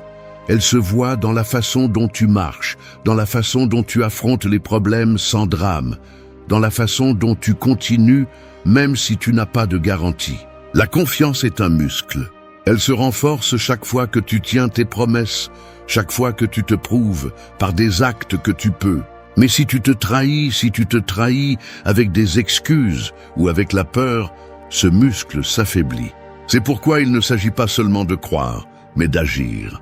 De te prouver à toi-même que tu peux avoir confiance en ton jugement, en ta discipline, en ta capacité à résoudre. Tu n'as pas besoin de tout savoir, tu as juste besoin d'être prêt à essayer. Les personnes qui ont confiance en elles ne sont pas celles qui réussissent toujours, mais celles qui ne s'arrêtent jamais. Elles comprennent que douter est humain, mais que se rendre est un choix. La confiance en soi ne naît pas de l'absence de peur, mais de la répétition du courage. De ces fois où, même si tu ne savais pas comment, tu as continué et tu as découvert que tu pouvais. L'esprit se reprogramme avec l'action. Chaque petit pas vers ton objectif renforce la croyance que tu es capable. Avoir confiance en toi, c'est aussi accepter tes erreurs sans te détruire pour elles. Personne ne grandit sur un terrain où chaque faux pas est puni. L'autocritique n'est utile que si elle construit, pas si elle détruit. Quand tu apprends à te traiter avec respect, même dans tes chutes, l'esprit cesse d'avoir peur de toi. Il commence à avoir confiance en toi parce qu'il sait que quoi qu'il arrive, tu ne t'abandonneras pas. C'est la base de la véritable force émotionnelle. Le détachement conscient vit aussi dans cette leçon. Parce que croire en toi, c'est lâcher la nécessité de certitudes externes. C'est arrêter de dépendre de ce que les choses se passent comme tu l'as prévu pour te sentir valide. Parfois, tu ne verras pas de résultats immédiats et c'est bien. Cela ne signifie pas que tu as échoué, cela signifie que tu apprends. La patience et la confiance vont de pair. L'une t'apprend à attendre sans te rendre, l'autre te rappelle que tu es suffisant même quand le monde ne le valide pas. La vie se transforme quand tu décides de croire en toi avec la même force avec laquelle tu doutais auparavant. Parce que ce qui change vraiment ton destin n'est pas la chance, c'est la conviction. Quand tu as confiance en toi, tout commence à s'aligner. Oui, vivre avec un but. Chaque jour qui passe sans une direction claire est comme ramer dans une mer sans horizon. Tu avances, tu te fatigues, mais tu n'arrives nulle part. La plupart des gens vivent ainsi, pris au piège dans la routine, confondant mouvement avec progrès, croyant qu'être occupé est la même chose qu'avoir un sens. Vivre avec un but ne signifie pas avoir toutes les réponses. Cela signifie savoir où tu diriges ton énergie et pourquoi tu le fais. C'est agir avec intention plutôt que par impulsion, choisir en conscience plutôt que par habitude. Avoir un but, c'est voir la vie comme un chemin, pas comme une course. Il ne s'agit pas d'arriver le premier, mais d'avancer avec sens. Beaucoup de personnes se perdent à la recherche d'objectifs imposés, voulant répondre à des attentes qui ne sont même pas les leurs. Ils travaillent, produisent, prétendent avoir du succès, mais ressentent un vide constant parce qu'ils ne sont pas connectés à leur raison interne d'exister. Le but ne se trouve pas à l'extérieur. Il se découvre à l'intérieur, dans ce qui te motive, dans ce qui donne du sens à tes actions, même dans ce que tu es prêt à supporter pour quelque chose de plus grand que toi. La vie sans but est fragile, n'importe quel obstacle la brise. Mais quand tu sais pourquoi tu fais ce que tu fais, les coups ne te détruisent plus, ils te façonnent. Le but est l'encre qui te maintient stable quand tout change. Il te rappelle qui tu es quand les choses ne se passent pas comme prévu. Tu n'as pas besoin de grandes missions pour vivre avec sens. Il suffit d'agir en cohérence. Quand tes décisions reflètent tes valeurs, la vie se met en ordre toute seule. Vivre avec un but signifie aussi se détacher du besoin de résultats immédiats. C'est faire confiance au processus, même quand tu ne vois pas encore les fruits. Chaque pas, chaque erreur, chaque pause a une fonction sur le chemin. Les gens veulent sauter des étapes. Ils veulent de la certitude avant d'agir, mais le but se révèle en marchant. Il se renforce quand tu continues, même avec des doutes, parce que tu sais que ce que tu fais répond à quelque chose de plus profond que la simple récompense. Le détachement conscient a ici sa forme la plus élevée. Agir à partir du but sans dépendre de la reconnaissance ou du succès visible. Quand tu fais les choses parce qu'elles ont un sens pour toi, pas parce qu'on t'applaudit, tu découvres la liberté. Le but ne cherche pas l'approbation, il cherche l'impact. Et cet impact commence à l'intérieur, dans la paix de savoir que tu es aligné avec ta vérité. Quand cela se produit, le bruit extérieur cesse de te distraire et le temps cesse de se sentir comme un fardeau. Beaucoup pensent que le but se trouve dans les grands moments, mais il se cache dans le quotidien, dans la façon dont tu te parles à toi-même, dans la façon dont tu traites les autres, dans la façon dont tu affrontes tes jours difficiles. Chaque action, aussi petite soit-elle, peut refléter un but si tu la fais avec présence. La discipline, le calme et la clarté naissent de cette connexion interne. Ce n'est pas de la chance, c'est de l'intention. Celui qui vit avec un but n'a pas besoin de motivation constante parce qu'il sait que son chemin en vaut la peine. La vraie paix intérieure arrive quand ta vie a une direction. Pas celle que les autres attendent, mais celle que tu choisis. Vivre avec un but n'est pas suivre une carte, c'est être la carte. C'est se réveiller chaque jour avec la certitude que même si tu n'as pas toutes les réponses, tu es là où tu dois être. C'est regarder en arrière sans regret et regarder en avant sans anxiété. Quand tu comprends cela, la peur se dissout, l'esprit se calme et la vie cesse de se sentir comme un fardeau pour devenir une mission. Parce que vivre avec un but, ce n'est pas exister, c'est transcender en silence. Merci d'être resté jusqu'à la fin de la vidéo. Si vous avez tout vu, commentez « Je suis stoïcien » comme notre signe secret, indiquant que vous êtes un véritable apprenant du stoïcisme. N'oubliez pas de vous abonner et de liker la vidéo si elle vous a plu.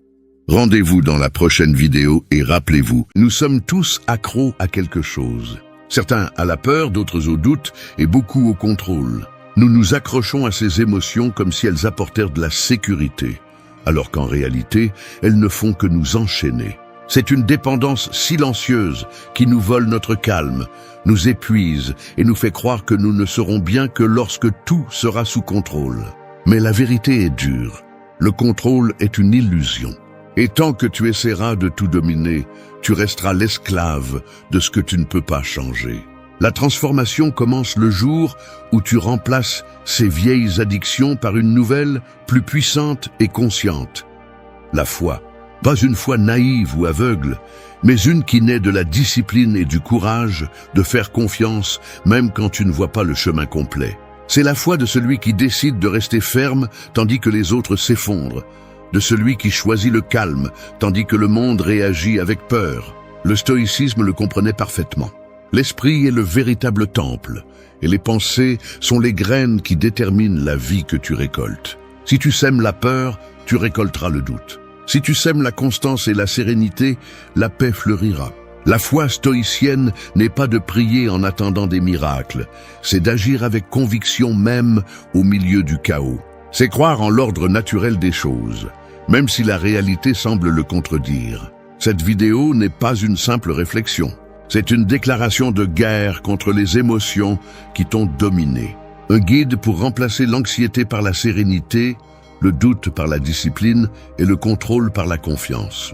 Reste jusqu'à la fin, car ici, il ne s'agit pas de belles paroles, mais de véritables transformations. Tu vas comprendre pourquoi la foi est la seule addiction qui libère, la constance, la seule routine qui renforce, et la sérénité, la seule réponse qui démontre le véritable pouvoir. 1. Reprogrammez vos pensées. Votre esprit est comme un champ fertile. Semez la peur, et des épines pousseront.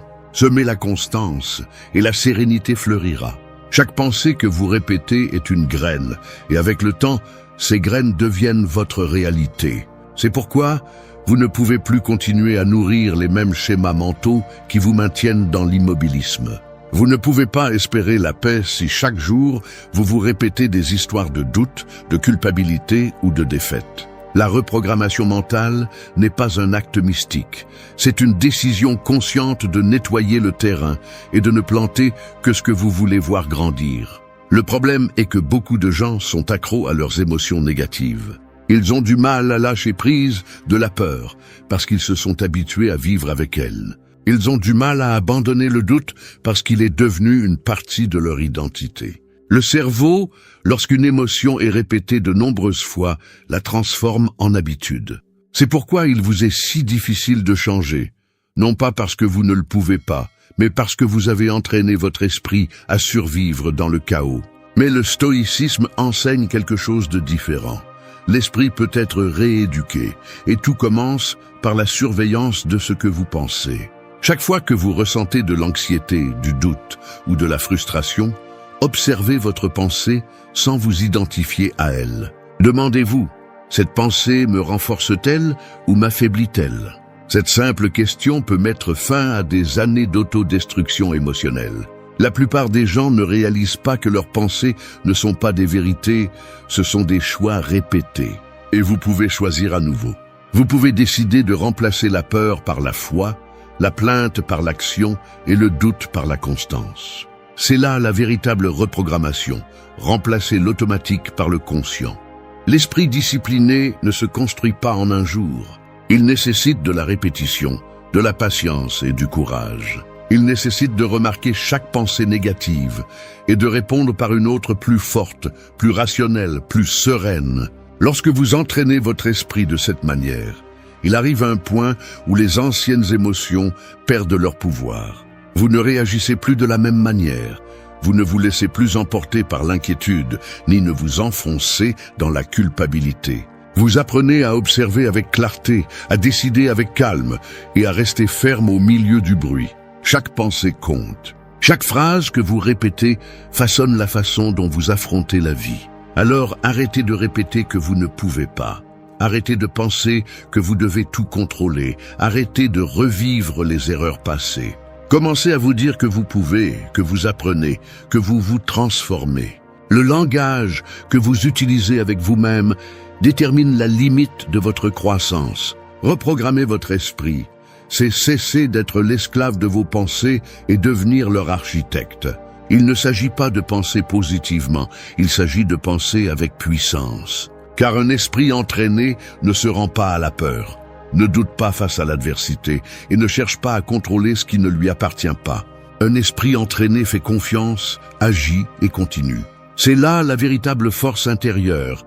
Maîtrisez la direction de vos pensées pour que le chaos cesse de vous gouverner et que vous soyez celui qui gouverne votre destin. 2. Pratique la constance quotidienne. La plupart des gens veulent des résultats immédiats, mais personne ne veut faire le voyage. Tout le monde admire le sommet, peu supporte l'ascension. La constance n'a pas de glamour, elle ne brille pas, elle ne donne pas de récompense rapide. Elle est silencieuse, inconfortable et souvent solitaire. Mais elle est aussi l'outil le plus puissant qui existe pour transformer l'esprit et la vie. Parce que pendant que d'autres attendent la motivation, le constant bouge, même quand il n'en a pas envie. Pense au feu. Il ne s'allume pas avec une étincelle isolée, mais avec du combustible quotidien. C'est ainsi que fonctionne la constance. Peu importe si le pas est petit, l'important est qu'il se répète. Les stoïciens le savaient bien. Le caractère se forme dans la répétition, non pas dans l'émotion d'un moment, mais dans la discipline de chaque jour. Pratiquer la constance, c'est décider d'agir même quand l'esprit crie pour que tu t'arrêtes. C'est choisir de continuer quand le progrès n'est pas visible, parce que tu comprends que la véritable transformation ne se mesure pas en vitesse, mais en direction. Le problème, c'est que beaucoup attendent de se sentir prêts pour commencer. Mais la constance ne naît pas du sentiment, elle naît de la décision. Chaque matin, tu as l'opportunité de renforcer ta volonté ou de te rendre à la paresse. Et chaque choix, aussi minime soit-il, te façonne. Les personnes les plus fortes ne sont pas celles qui ne tombent jamais, ce sont celles qui, malgré leur chute, reviennent sur le chemin sans drame. Elles tombent, se relèvent et continuent. C'est l'essence de la constance, la résistance silencieuse. Le corps s'entraîne avec des répétitions, et l'esprit aussi. Si chaque jour tu choisis la discipline sur l'excuse, la foi sur le doute, l'action sur la peur, inévitablement ta vie change. Non pas parce que quelque chose de magique se produit, mais parce que tu deviens quelqu'un capable de soutenir ce qu'il désire. La plupart abandonnent juste avant de voir les résultats parce qu'ils confondent l'inconfort avec l'échec. Mais la croissance fait mal, l'évolution fatigue, et seul celui qui accepte cette douleur avance. La constance enseigne aussi l'humilité. Elle te rappelle que rien de grand ne se construit sans patience, que même les jours gris comptent, que les résultats ne se forcent pas, ils se méritent. Et quand tu comprends cela, tu arrêtes de courir et tu commences à persévérer. Tu arrêtes de chercher la motivation externe et tu commences à créer l'élan interne. Parce que le pouvoir de la constance est qu'il ne dépend pas de l'environnement, il dépend de toi.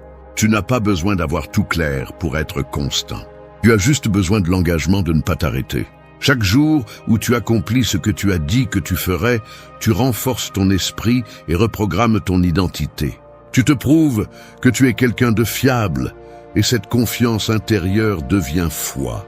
La foi ne se prêche pas, elle se pratique à travers la constance. Quand tu seras capable de rester ferme dans tes habitudes, même si personne ne te voit. Quand tu agiras avec discipline même en silence, quand tu avanceras sans avoir besoin d'approbation, tu auras compris la véritable signification du pouvoir personnel. La constance n'est pas seulement une routine, c'est une forme de respect envers toi-même. Et celui qui se respecte ne s'arrête pas, parce qu'il sait que tout ce qui vaut la peine nécessite du temps, de l'effort et du caractère. Et même si le monde bouge rapidement, tu continueras à avancer avec un but, sachant que la victoire la plus importante n'est pas d'arriver le premier, mais de ne jamais abandonner. 3. Choisis le calme plutôt que la réaction. Le chaos n'arrive pas toujours de l'extérieur, souvent il commence à l'intérieur. C'est cette étincelle interne qui s'allume lorsque quelque chose ne se passe pas comme prévu, lorsque quelqu'un te contredit ou lorsque la peur te murmure que tu es en train de perdre le contrôle. Cette étincelle, si tu ne la maîtrises pas, se transforme en incendie. Et la plupart des gens passent leur temps à éteindre des feux qu'ils ont eux-mêmes provoqués parce qu'ils n'ont pas choisi le calme plutôt que la réaction. L'esprit réagit par impulsion, mais l'âme répond avec conscience. La différence entre les deux est le temps que tu prends pour respirer avant d'agir. Les stoïciens le savaient bien. Celui qui maîtrise sa réaction maîtrise son destin. Réagir, c'est céder le contrôle. Répondre, c'est le reprendre. Chaque fois que tu choisis le calme, tu décides de ne pas être l'esclave de tes émotions, tu décides de rester centré quand tout autour cherche à te déstabiliser. Le monde moderne récompense la rapidité, la réponse immédiate, la défense automatique. Mais la sagesse est de s'arrêter une seconde avant de parler, avant de juger, avant de prendre des décisions impulsives. Cette seconde est du pouvoir. Cette seconde sépare celui qui détruit ce qu'il aime de celui qui construit ce qu'il désire. Quand tu choisis le calme, tu n'es pas faible, tu es stratégique. Le calme n'est pas passivité, c'est maîtrise. Tu ne peux pas contrôler ce que font les autres, mais tu peux contrôler ta réponse à cela. Chaque provocation, chaque obstacle et chaque injustice est un test qui mesure ta force intérieure. La personne qui crie montre sa fragilité. Celle qui garde une voix ferme montre son pouvoir. Tu n'as pas besoin de gagner des discussions. Tu as besoin de garder ton énergie. Il ne s'agit pas de fuir le conflit, mais de ne pas laisser le conflit te consumer. Choisir le calme ne signifie pas ne pas ressentir. Cela signifie ne pas laisser tes sentiments te gouverner. Cela signifie observer l'émotion et décider quoi en faire. La colère peut servir à agir avec détermination. La peur peut servir à mieux te préparer. La tristesse peut t'aider à comprendre. Mais si tu réagis à partir de l'émotion pure, tu finis par être emporté par elle. Le calme te permet de transformer l'impulsion en intention. La prochaine fois que quelque chose te perturbe, fais l'expérience. Ne réponds pas tout de suite. Respire, observe, comprends. La réaction naît de l'ego, le calme du caractère. L'esprit entraîné n'a pas besoin de se défendre, car il comprend que rien d'extérieur ne peut lui nuire sans son consentement. C'est ce que les stoïciens enseignaient. Personne ne te blesse sans ton permission. Personne ne te vole la paix si tu ne la lui donnes pas. Maîtriser le calme est un art qui se pratique tous les jours, dans le trafic, dans une discussion, au travail, dans la vie. Et chaque fois que tu réussis à rester silencieux, quand avant tu aurais explosé, tu gagnes du terrain sur toi-même. C'est la vraie victoire, pas celle de l'extérieur, mais celle de l'intérieur. Car celui qui peut maintenir le calme au milieu du chaos a déjà gagné. La réaction détruit, le calme transforme. Et la transformation réelle commence toujours lorsque tu apprends à ne pas répondre à partir de la blessure, mais à partir de la conscience. 4. Trouve le pouvoir dans le silence. Le silence n'est pas toujours une absence de son. Parfois, c'est la présence la plus forte qui existe. Dans un monde qui crie, celui qui apprend à se taire devient une menace.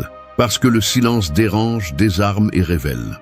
Tu n'as pas besoin de répondre à chaque mot, de justifier chaque action ou de prouver constamment que tu as raison. Le véritable pouvoir n'est pas dans le fait de parler plus, mais dans le fait de savoir quand ne pas le faire. Le bruit extérieur essaie de te contrôler. Les nouvelles, les opinions, les critiques, tout cherche une réaction immédiate. Mais quand tu restes silencieux, tu prends le contrôle du rythme.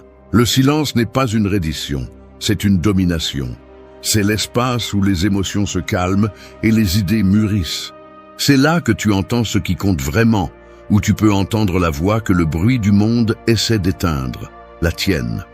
Les stoïciens comprenaient la valeur du silence comme une discipline. Marc Aurèle écrivait pour lui-même, pas pour être lu. Il n'avait pas besoin de l'approbation de personne, il avait besoin de clarté. Et cela ne s'obtient que dans le calme.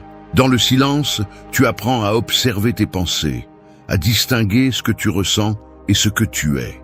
Tu découvres que toutes tes pensées ne méritent pas ton énergie, ni que chaque émotion nécessite une réponse immédiate. Celui qui ne tolère pas le silence ne tolère pas son propre esprit. C'est pourquoi beaucoup vivent entourés de distractions, parce qu'ils craignent de faire face à ce que le silence révèle. Mais c'est seulement là que tu peux voir tes modèles, tes peurs, tes véritables intentions. Le silence ne te ment pas. Si tu lui résistes, il te tourmente. Si tu l'embrasses, il te libère. Apprendre à rester calme, même lorsque l'esprit exige du mouvement, est une forme de maîtrise intérieure. Chaque fois que tu choisis le silence au lieu de réagir, tu récupères du pouvoir. Tu démontres que tes émotions ne te gouvernent plus. Il ne s'agit pas de se taire par peur, mais de se taire par sagesse. De parler seulement quand tes mots peuvent apporter plus que du bruit. La plupart réagissent, tu choisis d'observer.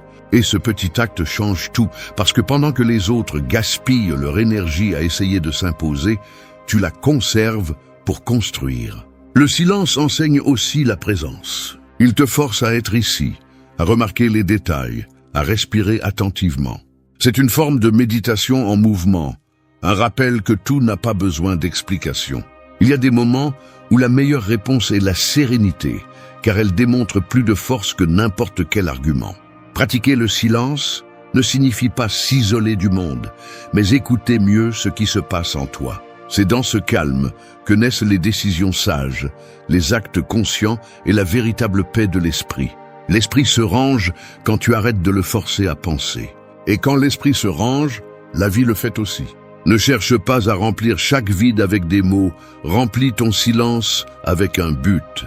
Utilise le calme comme ton bouclier, l'observation comme ta stratégie et la sérénité comme ta force. Celui qui maîtrise le silence maîtrise son destin, car il a appris à ne pas être l'esclave du bruit du monde.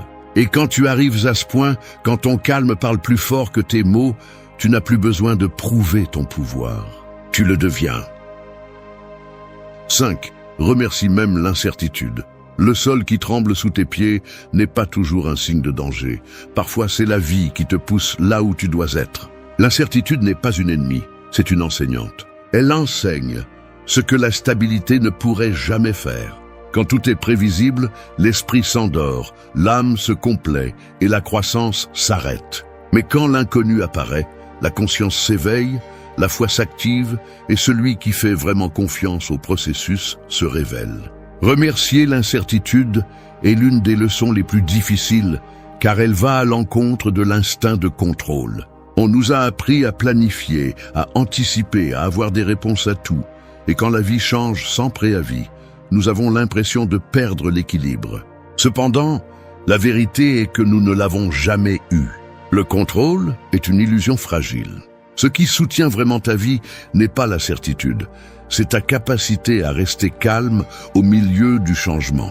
La foi ne se mesure pas quand tout va bien, mais quand rien ne semble avoir de sens. Le stoïcisme enseigne que l'univers n'agit pas contre toi, il agit à travers toi. Chaque événement, même le plus incertain, est une opportunité pour entraîner ton esprit et renforcer ton caractère. Il n'y a pas de chaos sans but, seulement une perception sans compréhension. Quand tu remercies l'incertain, tu changes l'énergie avec laquelle tu affrontes la vie. Tu arrêtes de te demander pourquoi et tu commences à demander pourquoi. Chaque doute que tu affrontes est un miroir. Il reflète ton niveau de confiance et ta relation avec l'inconnu. Si tu réagis avec peur, tu recules. Si tu réponds avec gratitude, tu évolues. Remercier l'incertain ne signifie pas que tout est facile. Cela signifie que tu choisis de trouver un sens même dans ce que tu ne comprends pas encore. C'est accepter que le chemin n'a pas besoin d'être clair pour être correct. Les personnes qui vivent en remerciant même les jours incertains possèdent une force silencieuse qui les distingue. Elles ne dépendent pas des circonstances pour se sentir en paix. Elles font confiance au processus parce qu'elles savent que tout sert, même l'erreur, même la perte, même le silence. La gratitude transforme l'incertain en enseignement, la confusion en clarté et l'attente en croissance. Chaque matin, tu as deux options. Résister à ce que tu ne peux pas contrôler ou le remercier. Résister fatigue, remercier libère. Quand tu remercies ce que tu ne comprends pas, ton esprit cesse de lutter et ton âme commence à observer. Et dans cette observation, tu découvres des signes, des apprentissages et des opportunités que tu ne voyais pas avant. La gratitude ouvre les yeux de l'âme. Remercier l'incertitude signifie aussi avoir le courage de te faire confiance, même lorsque le chemin s'assombrit.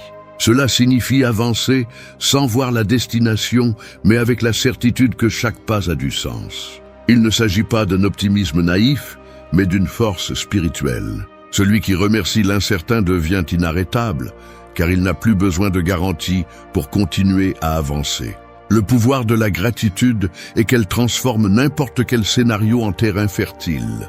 Peu importe si l'avenir est incertain ou si les choses ne se passent pas comme prévu, l'important est la façon dont tu choisis de l'interpréter. Chaque expérience est un message déguisé, et la gratitude est le langage qui permet de le comprendre. Quand tu apprends à dire merci, même au milieu du chaos, tu deviens quelqu'un qui ne se brise pas, mais qui se raffine. Et c'est là la véritable foi, celle qui se maintient quand il n'y a pas de certitude, mais un but. 6. Lâche prise et fais confiance. La vie ne s'arrête pas parce que tu veux la comprendre, ni ne s'accélère parce que tu es pressé. Essayer de tout contrôler est comme serrer du sable entre les doigts. Plus tu forces, plus il s'échappe. Contrôler est un acte de peur déguisé en responsabilité. Une façon de croire que tu peux dominer ce qui ne t'a jamais appartenu. Mais quand tu décides de lâcher prise, quand tu choisis de faire confiance, quelque chose change en toi. Ce qui était auparavant de l'anxiété devient calme, et ce qui était auparavant de la lutte se transforme en acceptation. L'esprit humain cherche la sécurité parce qu'il craint le vide. Il veut des certitudes, il veut savoir ce qui va se passer, il veut avoir raison. Cependant, l'existence ne fonctionne pas selon ses règles. L'ordre de l'univers est plus sage que tes plans. Les stoïciens l'ont compris. Tu ne peux contrôler que tes pensées, tes actions et ton attitude. Tout le reste est hors de ta portée. Insister pour dominer l'extérieur est une bataille perdue, mais maîtriser ta réponse est un acte de pouvoir. Faire confiance ne signifie pas se rendre, cela signifie s'aligner avec la réalité. Cela signifie accepter que les choses se passent comme elles doivent, et que même ce qui semble être le chaos peut avoir un but caché. Celui qui fait confiance n'est pas passif, il est conscient. Il agit, mais sans anxiété. Il avance, mais sans attachement aux résultats. C'est la différence entre le contrôle et la maîtrise. Le contrôleur vit épuisé, celui qui fait confiance vit en paix. Lâche prise de la nécessité d'avoir toutes les réponses. Tu n'en as pas besoin pour avancer, tu as juste besoin de foi. Pas la foi aveugle qui attend, mais la foi consciente qui agit avec sérénité. Chaque fois que tu choisis de faire confiance plutôt que de contrôler, tu fais preuve de maturité. Tu montres que tu ne cherches plus à imposer ton rythme à la vie, mais à apprendre à danser avec elle. La peur de lâcher prise vient de l'ego. Il veut être l'auteur de tout, alors qu'en réalité, il n'est qu'un passager. Quand tu lâches prise, tu ne perds pas le pouvoir, tu le récupères. Parce que pour la première fois, tu arrêtes de lutter contre l'inévitable et tu commences à couler avec ce qui est. Cela ne te rend pas faible, cela te rend sage. Lâcher prise ne signifie pas te désintéresser, cela signifie libérer l'obsession. Cela signifie permettre à la vie de suivre son cours sans l'interférence constante de ton anxiété. Quand tu fais confiance, le présent cesse d'être une menace et devient un guide. Tu apprends à voir les signes, à écouter ton intuition et à avancer avec clarté. La véritable force n'est pas dans le contrôle, mais dans la foi quand tu ne l'as pas. Quand tu lâches prise, la vie te montre ce qui compte vraiment. Ce qui est à toi reste, ce qui ne l'est pas s'en va. Et dans ce processus, tu découvres l'essence de l'équilibre. Faire confiance à l'ordre naturel des choses sans avoir besoin de tout comprendre. Parce que parfois, perdre le contrôle est la seule façon de te retrouver. 7. Transforme la difficulté en force. L'acier le plus résistant naît du feu le plus intense. Sans chaleur, il n'y a pas de forme, sans pression, il n'y a pas de caractère. La vie fonctionne de la même manière. Ce qui vous pèse maintenant, ce qui vous fait mal et vous épuise, peut devenir le matériau avec lequel vous forgez votre force intérieure. La différence réside dans la façon dont vous choisissez de voir le défi, comme une punition ou comme une opportunité de transformation. La souffrance n'est pas ce qui détruit, c'est la résistance à l'accepter. La plupart des gens veulent grandir sans inconfort, mais c'est impossible. La croissance fait mal, parce qu'elle vous oblige à lâcher des versions de vous qui ne correspondent plus. Chaque difficulté est un entraînement invisible qui vous prépare pour la prochaine étape. Lorsque vous apprenez à voir l'adversité comme un enseignant, vous cessez de la craindre. Vous commencez à l'observer avec respect, parce que vous savez qu'il y a toujours une leçon derrière la douleur qui ne pourrait pas arriver autrement. Les stoïciens le répétaient clairement. Vous ne pouvez pas contrôler ce qui se passe, mais vous pouvez décider de la signification que vous lui donnez. Un même événement peut briser ou renforcer selon l'interprétation que vous choisissez. Celui qui se victimise face à la difficulté reste coincé dans la douleur. Celui qui l'utilise comme outil devient plus sage, plus fort et plus serein. Le pouvoir n'est pas d'éviter les coups, mais d'apprendre à les recevoir avec dignité et de continuer à marcher. La difficulté révèle votre tempérament. Elle montre si vos convictions sont vraies ou si elles étaient seulement confortables tant que tout allait bien. Il est facile d'avoir foi quand la vie sourit, mais la vraie foi se mesure quand tout s'effondre. Dans ces moments, on voit qui a vraiment confiance en lui et qui ne croyait que tant qu'il n'y avait pas de risque. Chaque défi vous déshabille devant vous-même, vous oblige à confronter vos limites et à découvrir que vous êtes plus résistant que vous ne le pensiez. Transformer la douleur en force n'est pas nier ce que vous ressentez, c'est l'utiliser comme carburant. La douleur vous enseigne ce que le confort ne peut pas.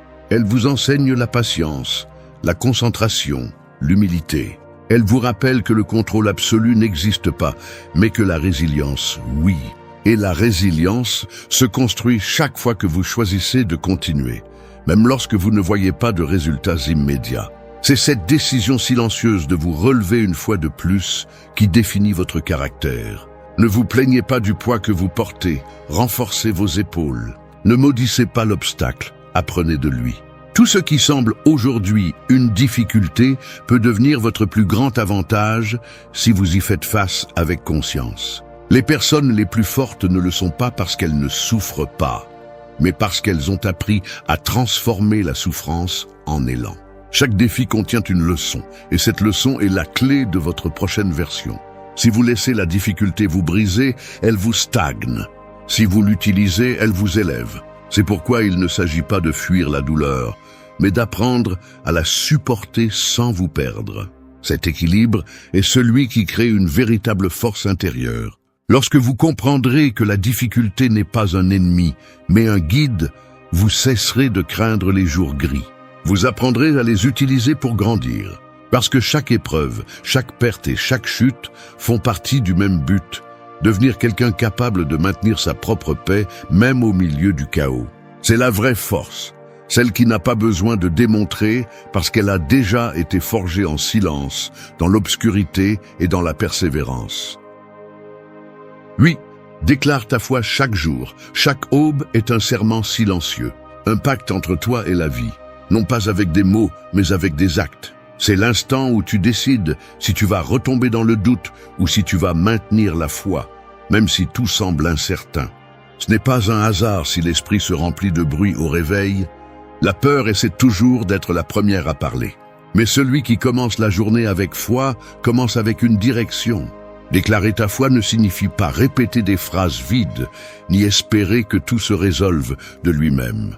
Cela signifie te lever avec la décision ferme de croire en ta capacité, en ton but et dans l'ordre invisible qui soutient l'univers. C'est te regarder dans le miroir et te rappeler que bien que tu aies échoué hier, aujourd'hui tu peux choisir différemment.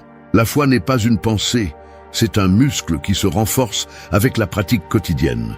Chaque jour, tu es confronté à deux voix. Celle de la peur qui te dit que tu ne peux pas, et celle de la foi qui te murmure de continuer.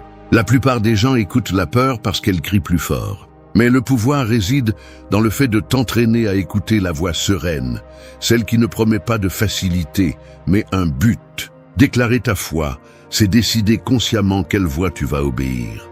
Le stoïcisme ne parlait pas de foi religieuse, mais de confiance rationnelle dans l'ordre naturel des choses. Savoir que ce qui se passe a un sens, même si tu ne peux pas encore le voir. Lorsque tu pratiques cette confiance, tu arrêtes de forcer la vie. Tu arrêtes de résister à ce qui se passe et tu commences à collaborer avec elle. Cette attitude change tout parce que la vraie foi ne cherche pas à contrôler, elle cherche à comprendre. Chaque action, chaque pensée, chaque mot est une déclaration de foi ou de peur. Si tu te plains, tu déclares un manque de foi. Si tu remercies, tu déclares la confiance. Si tu agis avec discipline, tu déclares que tu crois en le processus. Il ne s'agit pas de dire « j'ai la foi ». Il s'agit de vivre comme quelqu'un qui a vraiment confiance en lui-même. La foi se renouvelle avec les habitudes. Lorsque tu te lèves tôt même si tu n'en as pas envie. Lorsque tu tiens ta parole, même si personne ne te regarde, lorsque tu continues à avancer sans voir de résultat, tu déclares ta foi par des actes. Cette constance silencieuse est la prière la plus puissante qui existe. Dieu n'a pas besoin de demander, il te suffit de rester aligné avec la certitude que chaque pas te rapproche de ce que tu cherches. Il y aura des jours où la foi vacillera, où le doute semblera plus réel que l'espoir. Mais c'est précisément là que ton caractère est mis à l'épreuve. La foi n'est pas l'absence de doute, c'est avancer malgré lui. C'est maintenir le regard au milieu du chaos et te dire « cela aussi passera et je sortirai plus fort ». Déclarer ta foi chaque jour n'est pas un acte religieux, c'est un acte de discipline mentale. C'est te rappeler que ce que tu sèmes dans ton esprit détermine ce que tu récoltes dans ta vie. Si tu sèmes la confiance, tu récolteras la tranquillité. Si tu sèmes la tranquillité, tu récolteras la clarté. Et avec la clarté, tout le reste arrive. Parce que la foi, lorsqu'elle devient une habitude, transforme ton énergie, ton esprit et ton destin. 9. Embrasse le processus, pas seulement le résultat. Le fruit n'apparaît pas du jour au lendemain, il doit d'abord enfoncer ses racines dans l'obscurité. C'est la partie que personne ne veut voir. L'étape silencieuse, où il n'y a ni applaudissement ni résultat visible, seulement un effort constant. La plupart sont obsédés par la destination, mais oublient le voyage. Cependant, c'est dans le processus que la transformation se produit réellement. Le résultat ne révèle que ce qui a déjà été cultivé dans l'invisible. L'être humain veut tout rapidement, il veut des certitudes, il veut des garanties. Mais la vie ne récompense pas l'impatience, elle récompense la persévérance. Ce qui vient facilement part aussi rapidement. Ce qui est construit avec discipline reste. Chaque pas, chaque chute, chaque tentative compte, même si personne ne le voit. La constance et la foi ne se démontrent pas par des mots. Elles se démontrent par la capacité de continuer même lorsque le chemin semble éternel. Les stoïciens enseignaient que la vertu n'est pas dans l'atteinte du but, mais dans la manière dont vous parcourez le chemin. Le processus façonne l'esprit, entraîne la patience et élimine l'arrogance. Lorsque vous vous concentrez uniquement sur le résultat, vous perdez la connexion avec le présent et vous devenez esclave de l'attente. Mais lorsque vous embrassez le processus, vous apprenez à apprécier la croissance, même quand elle fait mal. Parce que chaque difficulté que vous rencontrez vous renforce en silence. Le succès n'est pas un point d'arrivée, c'est une façon d'avancer. La sérénité naît lorsque vous comprenez que vous n'avez pas à forcer quoi que ce soit, il suffit de donner le meilleur de vous-même chaque jour. Le processus n'a pas besoin d'être parfait, il a besoin d'être constant. Si vous faites un pas ferme chaque jour, vous arriverez inévitablement là où vous devez être. Peu importe combien de temps vous mettez, l'important est de continuer.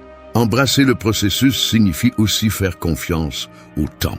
Tout ne fleurit pas quand vous le voulez, mais quand vous êtes prêt à le soutenir. La vie ne vous refuse pas ce que vous méritez, elle vous prépare à le recevoir. Et cette préparation se déguise souvent en attente, en frustration ou en silence. Mais si vous apprenez à regarder au-delà de l'impatience, vous découvrirez que tout ce qui se passe a un but. Quand vous arrêtez de vous précipiter, quand vous arrêtez de vous comparer, quand vous lâchez l'obsession du résultat, vous retrouvez votre paix. Le processus devient plus léger parce que vous ne luttez plus contre lui, vous l'accompagnez. Chaque jour est une opportunité d'avancer, d'apprendre, de vous améliorer un peu plus. Et même si le résultat tarde, la transformation est déjà en cours en vous. Embrasser le processus, c'est comprendre que vous n'êtes pas perdu, vous êtes en train d'être façonné. Chaque pas, même le plus lent, vous rapproche de votre version la plus forte. Et quand vous atteindrez enfin le résultat, vous vous rendrez compte que ce qui était vraiment précieux n'était pas d'atteindre le but, mais de devenir qui vous êtes devenu en marchant vers lui. Merci d'être resté jusqu'à la fin de la vidéo. Si vous avez tout vu, commentez « Je suis stoïcien » comme notre signe secret, indiquant que vous êtes un véritable apprenant du stoïcisme. N'oubliez pas de vous abonner et de liker la vidéo si elle vous a plu. Rendez-vous dans la prochaine vidéo et rappelez-vous,